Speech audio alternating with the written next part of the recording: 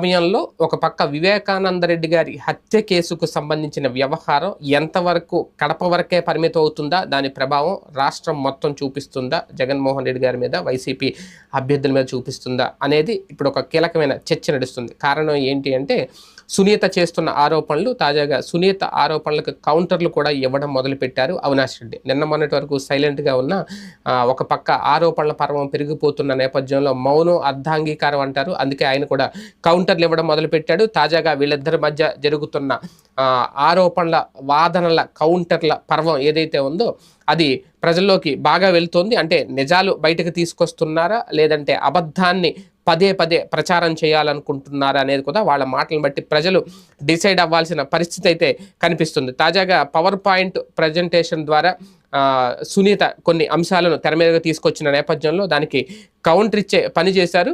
హంతకులను కాపాడుతున్న సీఎం జగన్కు